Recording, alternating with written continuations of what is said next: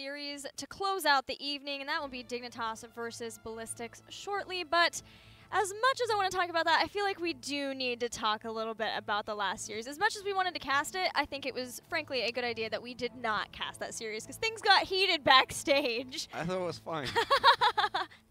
If you guys know the comic strip of the dog with the flames all around, this is fine. That's Caldor the whole series. There was never any doubt in my mind.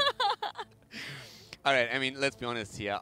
Before the series started, so I walked up to both of the teams, and I would say I'm pretty close with Roll 22, but obviously I'm closer to the European team. Yeah. So I walked up to Roll 20, and I was just like, guys, no good luck today, because you still have to accept I'm still here on the European side. And they're like, yeah, that's fine, but I wish you a close game. Not going to make that mistake. Nope. That almost backfired. Yeah, that backfired hard, especially on that second map. That was brutal. I mean, Quacknick straight up entered half the game. It was difficult to watch. And we went back after the game was over, and I was just standing at the stage, and Fnatic walked off, and every single one of them with a big smile on their face and just shaking their head and saying, guys, that was, yeah, we didn't deserve that. That was an 0-2. So they pretty much know that that was not quite what people expected from them. But at the same time, I don't want to take anything away from Roll20. They played way better than most people expected. It wasn't just Fnatic making mistakes. It was Roll20 forcing them all game long. So that was really impressive. Yeah, I felt like it was the best I've ever seen North America play in a long time. Them being able to control the rotations of a team like Fnatic was phenomenal. But we've got to move on to this series now. Ballistics versus Team Dignitas. Ballistics played against Fnatic yesterday. We're able to get the 2-0 victory there. And whatever weird role shenanigans that were going on for them versus CE were absent yesterday. They had decisive leads that let them get ahead and stay ahead. We'll see if Dig's more aggressive nature can stop that, though. Yeah, it should be a really interesting series for sure, and especially with Dignitas being also highly motivated. We've been talking a little bit about them in general and their mindset, and the one player to watch out for is once again Poik. He has stated from day one, he's nervous on stage. We don't have an audience here yet, so this entire problem is only going to become worse as we are proceeding towards the finals. But already he's saying if he could, he would practice on stage all day long when they are in scrims, because he just says, I need to get used to this. I'm not really in my comfort zone here. There's always something a little bit off for me. It just throws me off my game, and I need to get used to the setup and everything so that I'm not a liability for the team anymore and can actually carry what I'm supposed to do. Yeah, it's a different setup than what you're used to, even in the scrim setting. You're not sitting in more of a circle, you're all in a line together, then you can just feel the pressure of the cameras, even just the production crew, people watching you on stage. But it's nice for Poik, at least, that his first LAN is both a longer LAN that allows him to get used to it over time, and also has this stage where there isn't the audience to start. Great point. It's a perfect scenario for him to get used to all of this, and the team is also supporting him. I mean, they're all bantering around all day long, and they actually the entire time are just giving him as much crap as he possibly can in a funny banter way, and he just knows that they give him the time he needs to just adapt to everything. For a lot of these newer teams, this is really just them trying to find their rhythm, and that just continues. But we still have high expectations at the lineup, so Dignitas has to prove something here. For me, I'm going to be keeping an eye on both of the support players. Both of them have made very recent swaps to their support role off of different roles. We'll get into that more, but let's take a look at the Battlegrounds first. Towers of Doom banned by Ballistics. Dignitas are going to stick with their Warhead Junction ban, and Ballistics will pick Dragonshire as the first map.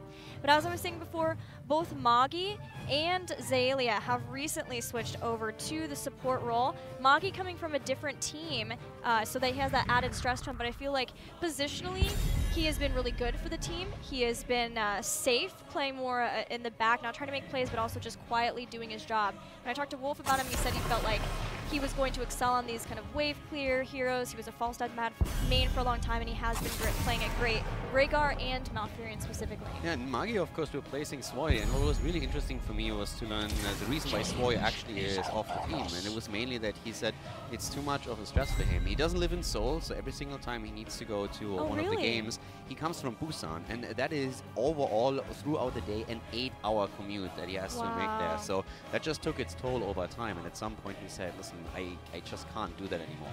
So it was pretty interesting to know that, but also we have at the same time Magi really filling in well with the team, as you already said. So he's doing really well considering that he just joined up. Yes, I think he's doing a fantastic job, but so too is Zaelia. Yesterday we had the great escape from him on Lucio early on in the game versus KSV. He did admit, he said, to make a great escape, you first must have to make a mistake to get there in the first place. And he's very self-critical, which I feel like is why he made such a good transition to the melee role at the beginning of this year, being fully into that role by the end of part 1.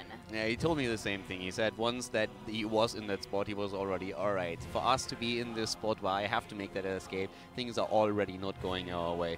It was still pretty impressive to watch. At that point, I would not have criticized him in the slightest if he would have just stood up and walked away from it. It's like, I'm done, boys. Mic this drop. is it. Good luck with the rest of the game. I've done my part.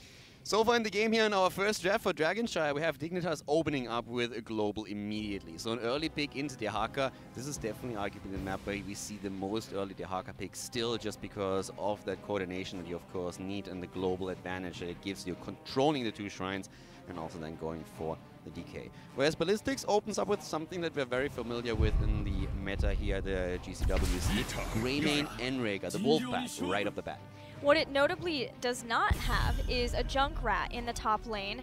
We've seen that some from Jungha for Ballistics, but we have also seen the adaptation in this tournament where if you have the early Dehaka, there's still the potential to draft a Falsat or something to do better in that lane versus a Junkrat.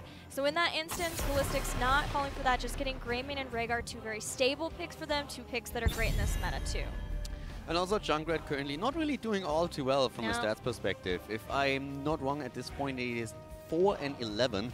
So the last 2 games didn't really help. But I have to say that especially in Cursed Hollow, the way Roll20 was using it against Fnatic to control the choke points was actually really impressive. And you could tell that it made it very difficult for Fnatic to approach these fights, especially since Roll20 was always able to establish a very good early position around tributes and bosses. So Junkrat really coming to play there, still losing both of the games. Yeah, it was kind of a different thing for what we've seen for a lot of teams about who's playing the Junkrat. Yeah. The Korean teams, it's always the solo laner, Jungha, Rich, but for Roll20, so far at least, we've seen it more be Dansky, and then they're still getting a strong solo laner with Dehaka, and Goku's Dehaka was so good. I feel like he played a fantastic series there. In the game here, we have really nice bans on the side of Ballistics and Dignitas. Now, first of all, after we see the opening with Greymane and Rhaegar, so a lot of burst damage on the side of Greymane, wave play available for him as well. Rhaegar, straight up the best support that we currently have in the game. We're seeing a ban on Arthas, just simply because Arthas has established himself as a direct counter to Greymane, and Ballistics in this case is not willing to pick him just to make Kharazim's life a little bit harder. So they denied to Dignitas, who would have had a very solid shot of heading into Arthas, whereas Dignitas currently looking at what exactly could even make the setup stronger for Ballistics and says, okay, against Abathur here with a potential Greymane clone, we just don't want to deal with it. I was wondering if that was the duo of legend, but no. A new Barak and Lucio, a second support for Ballistics. Abathur ban has been a constant for Dignitas for a long time, though it has fallen down to the second ban instead of a lot of first bans before, but it is still super strong with Greymane and with Rhaegar. Great picks here also for Ballistics now. Now, first of all, Lucio, of course, fantastic against Genji. Again, you can counter the Dragon Blade with your Sound Barrier quite efficiently. And also, you have that overtime heal. Rhaegar then with the strength of having the burst heal available to save a target makes up for Lucio's weakness. So that's already a fantastic support combo on the side of Ballistics. And Uberok, as we've seen in the last games when Fnatic was playing Roll20, is just working very well with Greymane if you're trying to go for these one-shot combinations in particular. Getting the double stun in, Greymane leads with the bullet then and tries to commit. We also have Ballistics now with the option on the last pick to get another damage dealer. And you can always use Cocoon to just shut down Kharazim, for example, in this case, if he goes for Palm, just to make sure that he can't throw a last-second save in. JPL's Muradin coming into play, and the final choice will be Li Ming for Team Dignitas. A double reset composition with the solo support Kharazim against the double supporting of Rhaegar and Lucio. With double reset and the amount of burst damage you can get from Kharazim, Genji, and Li Ming in the lockdown from Dehaka and Muradin, it's going to be up to the double support of Ballistics to be very quick draw on their abilities, as a Sound Barrier and Ancestral Healing both do have a wind-up time, as well as that Cocoon that you mentioned for a new Barak. Yeah, and Ballistics is definitely thinking about the last pick quite a bit here, because they also have to find a solution for the top lane. Do they just simply approach it with a different laning style, not that traditional solo laner? Because no matter who they set up top against Dehaka, he will have a problem once that Genji starts to rotate between lanes. It's one of the biggest aspects of Genji, not only the mobility in fight, but in the early game, the rotation between lanes that allows him to put the pressure onto a solo lane, for example. So no matter who Ballistic drafts here, they have to be careful at that top lane to make sure that Dehaka and Genji, maybe even with the assistance of Karazin, don't get an early lead. I think it will be Jungha's Leoric, but I'm not for sure. Seven-sided strike could be a huge problem for that. No, they might still go back to the Junkrat. That is actually a bit of a surprising pick here for me, since Junkrat can be fantastic, but we just talked a bit about how he's not really doing too well in the tournament yet. He can be strong on the solo lane. We have seen him trade very, very favorably into Dehaka as well, but he has still a weakness where he can be in trouble if you jump into, simply because of that low hit point pool. If at any point a rotation with Murden makes his way to the top and he doesn't see it coming, there is a very high chance that Junkrat is going to die. Genji alone is already a big threat. Yeah, that's what I was going to say. It's a bit surprising to see Ballistics be willing to draft him into not only a dive composition that Dig has, but with a Genji who can do a lot of damage to him, apply a lot of pressure with him, and then give the start. Of the resets, I thought maybe they would want somebody who would give less of an opportunity for resets to Li Ming and Genji. At the same time, though, Junkrat can really create a lot of opportunities. I personally liked much more on Cursed than I did on Dragonshire for the reasons that we pointed out earlier. And it's really interesting when you talk with teams about Junkrat. A lot of them say, yes, he is straight up just fantastic. He's rising in draft priority. And you talk to MVP Black, and a lot of members of MVP Black, not all of them, but some straight up say, yeah, we don't really see it. We play him right now and try to figure out what's the best way to deal with him, but to be quite honest, it feels like he is too weak in the hit point pool. It's too easy to just simply jump on him, and that's something that we could continue to see, especially in this game, the mobility that we have on the side of Dignitas. Well, Europe takes on Korea yet again for our final series of the evening, the Gold Club World Championship in the blue. Ballistics with Magi playing Lucio, Hooligan on Anubarak, SDE playing Greymane, Jungha on Junkrat, and finally SCSC will be playing Rhaegar. And to the right side, it's Team Dignitas with Zelia on Karazim, Snitch on good old Genji, Boyk this time on Li Ming, we have Whoopi on Dehaka, and JPL, of course, on his trademark Murden. Well, there is definitely something happening to Ballistics with the role swaps because they're back again. So now knowing that they are viewing, at least at this time, SDE to be the primary ranged assassin. As we talked about before, for the Korean teams, most of the time the Junkrat player is the player who is in the solo lane, so that's Jungha, which puts SCSC on a support. It is kind of strange to see him on that secondary support. Yeah, it's definitely true. He still can have quite a big of an impact. Oh wow, at this point actually we're seeing Jong in a lot of trouble, and that is the early kill as Dignitas takes out Junkrat and capitalizes on that low hit point pool. Yeah, he fell very fast, and knowing that Dehaka is going to go up to the top, someone has to go up to that, which slows down the rotations for Ballistics in the other lanes. Spray game on point by SDE as JPL actually tried to target that Stormball particularly into the escape path of Greymane. Didn't connect in this case. But Dignitas is definitely here to fight, and there's a lot of friendly banter going on between Dignitas and Fnatic right now. Dignitas had quite a bit of a laugh every now and then when in the last game, especially Quacknix struggled to keep the bird alive, so there was a lot of banter going on as the two of them met. And just to lay potential rumors to rest, there's not really any bad blood between the two teams and former team members. Yes, maybe every now and then a tense grin, but overall there's a lot of banter going on, and they are still pretty good friends, so there's a lot of competition within the European scene here as well. And to be fair to Quacknix, he may have had some struggles in lane, but he also was able to give the win to the team with those awesome wind tunnel plays. Ballistics fires back with a kill of their own and has stabilized in this game. It's one of the things that actually amazes me personally about Quacknix's false step play. Most false step players absolutely set on Epic Mounted for very good reason. Especially on Dragonshire, exactly, in Yeah. particular. But he always finds these wind tunnels that really give them a great situation. And so at the end of the game, he definitely had a massive, massive impact there. But especially in the early game, Roll20 made sure that he didn't look too good. Well, Ballistics has been doing something really interesting here, as a perfect concussion mine is going to be a problem for Wubby Burrows, as he was hoping that he could avoid the burrow charge in. and with all the jukes in the world, he still can't stay alive. But as I was talking about, Ballistics has been putting a lot of focus, a lot of rotations into that top lane, just using SDE as a placeholder to make sure that he's soaking up the lanes and whittling it down with his cocktails to make sure that it's not taking up too much of the ammo. But they want to get a lot of damage done early on to that top lane and utilize that Junkrat to its full potential. Yeah, and right now Dignitas is controlling the bot lane heavily, and up at the top we actually see Muradin making his way over every now and then to put some additional pressure on the Junkrat. Like, stun locks would really be the way to deal with this. Snitch even trying to get the early Dragonite here, but of course Ballistics is already in position at this point. It's a straight opening into the game. Once again, another Stormbolt connecting against Magi this time. And Snitch moving out to the top lane. Junkrat and Dehaka locked into a quick battle here that so far is pretty even, actually. Yeah, Jungha's taking some damage, but so does Wubby, and with Magi showing up, booping him back. There's bruisers here where Wubby would like to escape from, but does buy time for Snitch to get here. Now it's Jungho who's in trouble. He dodges an orb, but not the resets. He'll go down. And can Magi get the counter kill? No, he cannot. A double kill for Dignitas, and Boyk coming into play here right away.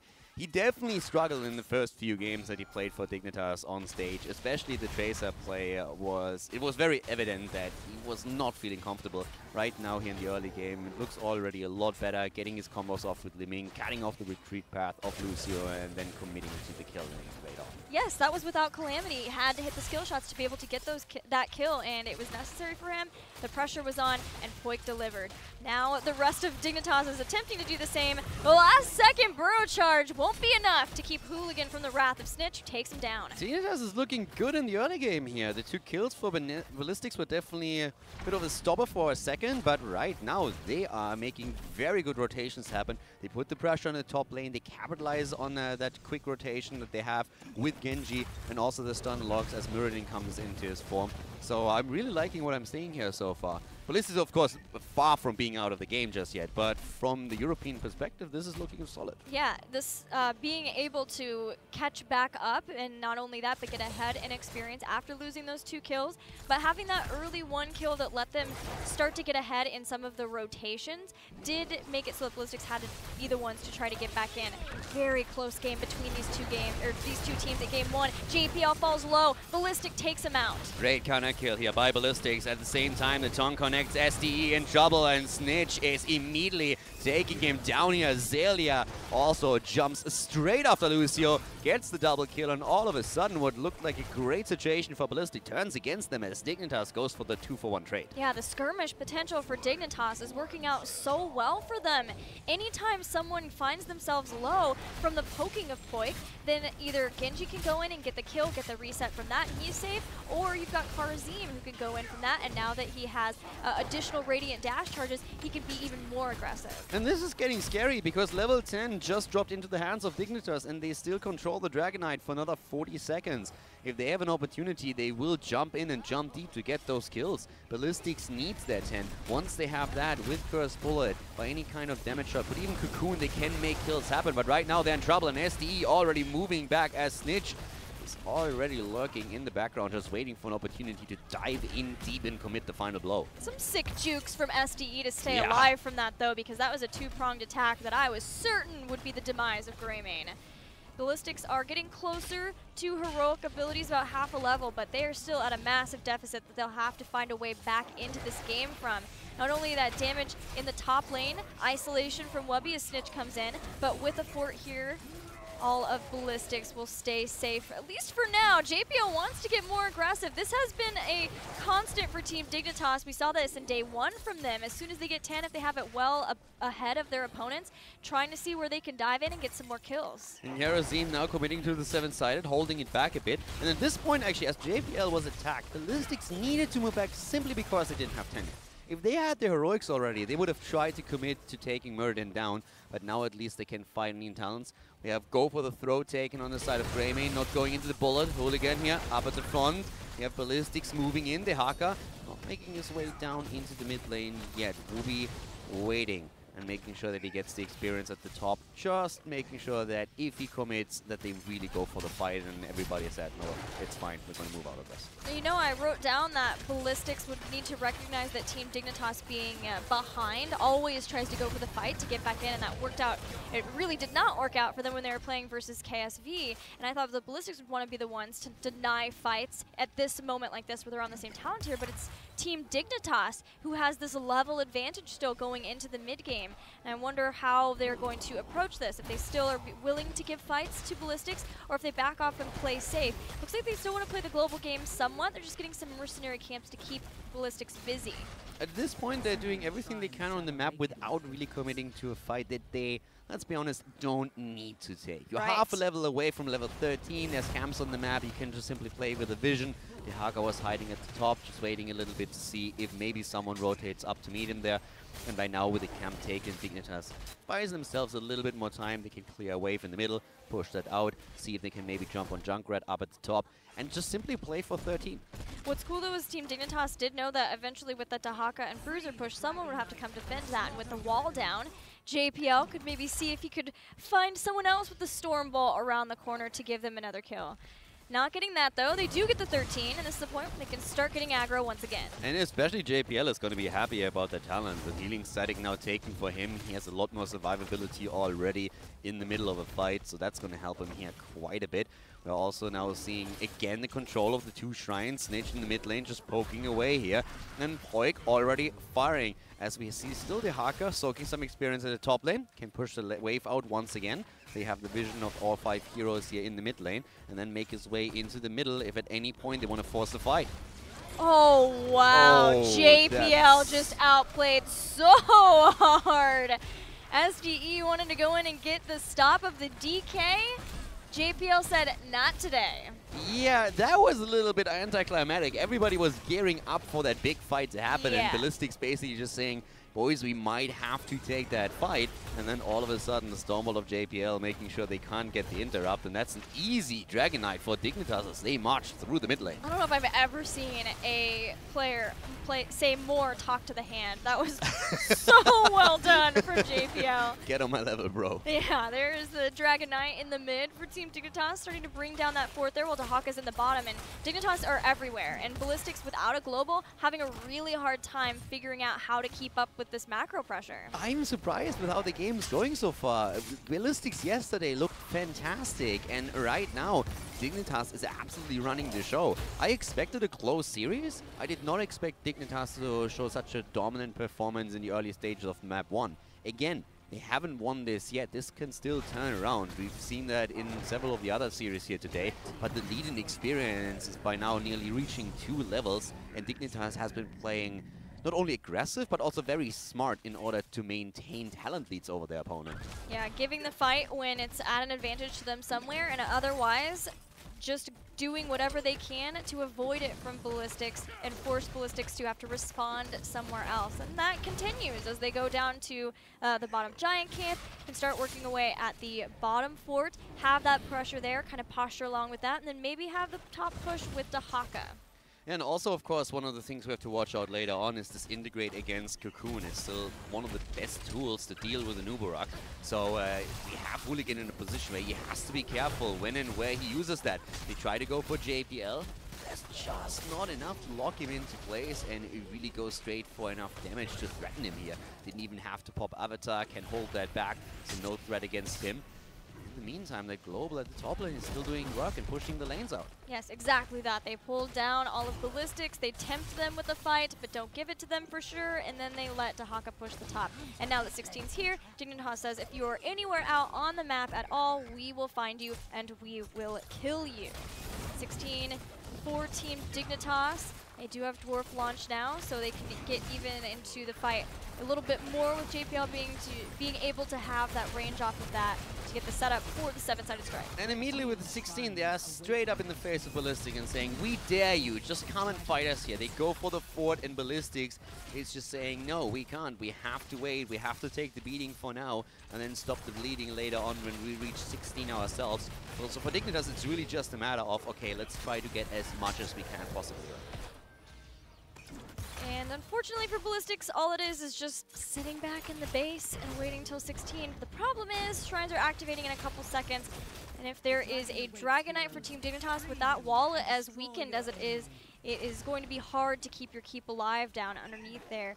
So are Ballistics willing to step out on the map given that they don't have 16? They do have the Bruiser Cam pushing in the top lane. That may be just enough to buy some time if Junkrat can go up and pick that up, but it's scary not knowing where Dignitas is. And it also makes it so that Dehaka can easily soak the experience up at the top lane, can hold the lane for now. They can wait for vision and then simply go for the Shrine, which is exactly what they're at this point doing.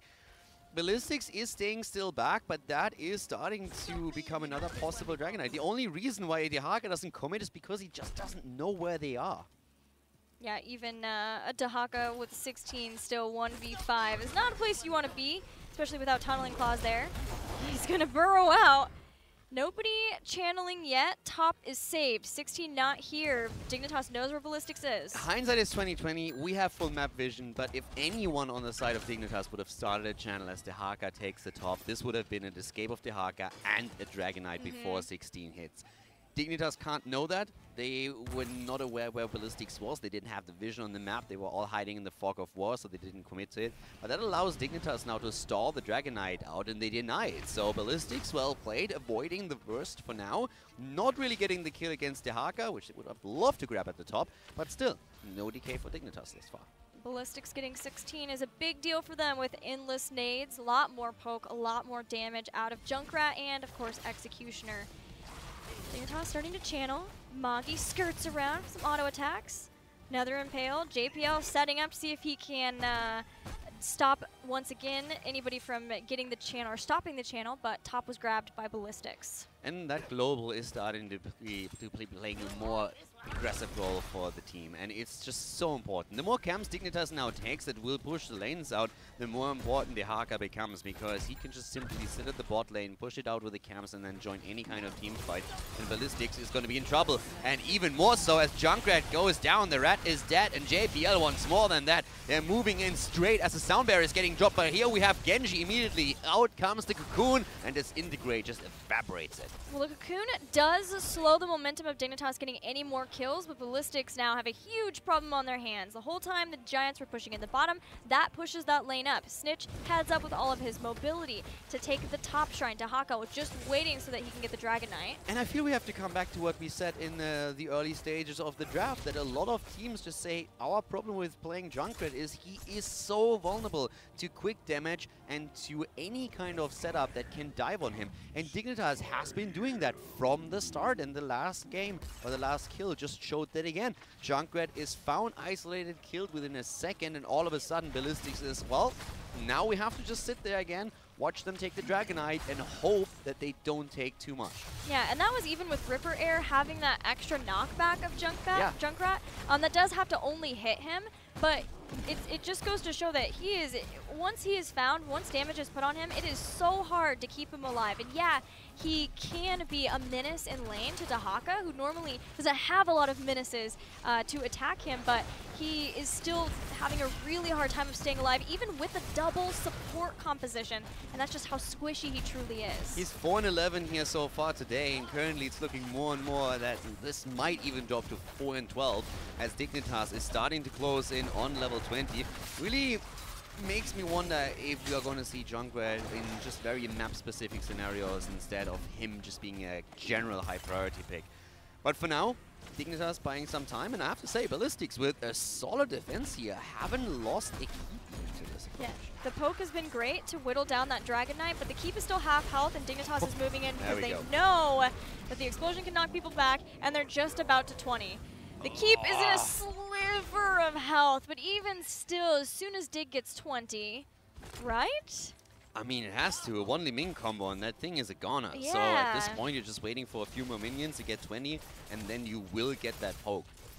Here comes Poik, and Hooligan tries to keep damage, but eventually it's going to fall, and then that's the final blow. Dignitas is now a solid 2 levels ahead, and we have Dignitas absolutely in the driver's seat. They can take the entire map right now, and they're poking away at the mid lane. Yeah, they can take down those towers, just set themselves up with more structural damage, more ways to be able to access both keeps to get catapult pressure potentially, or even just a better way of getting to core. It also lets them be aggressive here so that they can steal away the mercenary camp, which means that there's nothing that can help Ballistics stave off the lane pressure that Dig has. And we have Li Ming poking away while Simply J sits at the front with Muradin and makes sure that he has that shield, he's protecting him. The rest takes the camp. Yeah, Hooligan moves up for a second, but what is Dignitas going to do? They're just sitting there like, yeah, we would love for you to actually engage upon us and try to fight us here. But Ballistics is just trying to soak XP. And again, coming back to the same MMO that we had earlier, they have to just sit there and take the beating. They're like that boxer in the corner is trying desperately to protect themselves from getting knocked out here. But at this point, again, a drag coming in. Dignitas aiming for the keep in the mid lane now. They have pressure at the top lane thanks to the Night Camp. Fort is going to fall here. Oh, Cocoon did go out. There is the Riptire too. Hooligan just gets smashed before he can be ancestral healed. 3-man isolation contagion just wrecking at poor Ballistics. Team Dignitas takes out 2, starting the poke on the next keep. And they are going straight for the keep here. Zelia with a 7-sided trying to get a kill that he does not get in the end. But the keep is going to fall, and with 2 heroes down for another 40 seconds and the shrines just announced on the map, this is looking more and more as if Dignitas can now secure another Dragon Knight for themselves and then go straight for victory in game number 1. Yeah, you know, we talk about how squishy Junkrat is, but a new Barat can have a lot of trouble with that amount of damage too. And the drag was there from Wubby, really good. Wubby playing exceptionally with that, and the contagion, the isolation to drive back Ballistics. He will cap that off with getting the Dragon Knight, and what looks to probably be the final Dragon Knight of this game. Yeah, so far this has been a very impressive performance by Team Dignitas, and there is none of that nervousness on the side of Poik that we've been talking about for a while. He's really finding his rhythm here, and Ballistics is having trouble. At this point, this should be a foregone conclusion. Dignitas is starting to move in. They want to go for the kill, and they get it. This is 10 kills against 3 as Europe is aiming for the core here against the Korean team. Poik with another quick combo tries to take out Jongha, gets the kill. Magi about to fall as well. Ballistics is taken apart here. Clean game from Team Dignitas as Poik just taking out one member after another, while the rest of Team Dignitas brings down the core of Ballistics. They will go up in this series 1-0. Really impressive. Extremely well done, especially against the Korean team that just yesterday looked nearly unbeatable and did a fantastic job. So I'm curious to see what's going to happen for the second map. If just like a different draft is maybe giving Ballistics the opportunity to make this a draw, or at least push Dignitas to the limit. But from Dignitas' perspective, this will, I mean, it doesn't get any cleaner than this. Yeah, the cleanliness of that game from Dignitas cannot be understated. It was very well done. There were a couple of kills earlier on from Ballistics, but that was after Team Dignitas had gotten a kill of their own. They were able to kind of mess with the laning plans of Ballistics, it felt like. Ballistics had to devote a lot of members to the top lane, which already generally feels like it doesn't bode well for a team when they have to focus on the top lane of Dragonshire, because that's not generally where you're going to end up ending the game. And they just, it didn't really work out for Ballistics to have that Junkrat, have that plan. Basically anybody could be executed by the composition that Dignitas was running. Yeah, and again, Junkrat just seemed more of a liability than he was an asset in this game. And at this point, Ballistics has the question how they can approach the draft against Dignitas. And I love the style of Dignitas. Very aggressive from the get-go, but never to an extent where they overcommitted to anything. They took fights where they said, okay, we have an opportunity here, and every single time where they didn't have to, they just stayed back, waited it out, and said, wait for the talent advantage, go for the camps, dominate the map. And Ballistics did basically everything right from a macro perspective. They waited long enough to fight on even talents, but every single time a team fight happened, they lost it, and most of the time Dignitas was able to get an isolation kill before the team fight was actually happening. Yes, exactly.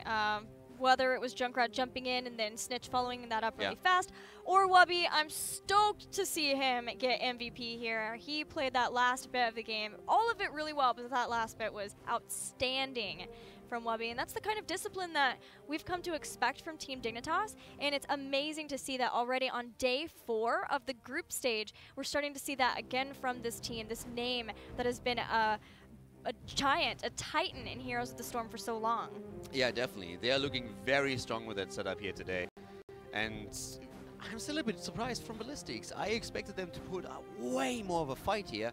And I was, if anything, more worried for Dignitas than I was worried for Ballistics as we were heading into the series after the performance of the last few days. So right now I'm extremely happy for Dignitas, but I want to see what Ballistics is going to change up for game number 2, because they're going to be really happy with what happened on the first map. Yeah, I don't want to point fingers for sure, but I do want to note that they yesterday went back to a more normal role setup for them. Yeah. What we expect, and this time they're back to this double support, and it also could just be the Junkrat, right? The Junkrat effect didn't work out for them. They lost an early kill, then they were trying to recover from that.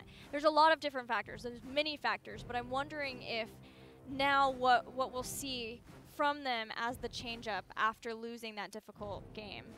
Yeah, they're definitely not looking very happy. Extremely quiet here right now. Especially Hooligan is not really looking good at this point. It's got the head in the hands. Frustration is what I would call that. Oh man, Ballistics versus Team Dignitas. I'm remembering back to when they played each other at the mid-season brawl, and it's there's several different members on both sides, but Team Dignitas defeating Ballistics not once but twice, knocking them out of the bracket stage so that Ballistics took third. I feel like that was really the first event where we realized the potential and where Europe really was. Europe was at the top of the meta and at the top of the game. It's cool to think back to that moment for Ballistics and all the changes they've made since then. I mean, performance like the one from Dignitas make me very hopeful, but at the same time we have to put it into perspective. We are still getting our butt handed to us by KSV Black, so... That's true. But I take my wins when I get them, so I'm happy with this one, don't get me wrong. Next map will be Tomb of the Spider Queen, chosen by Team Dignitas.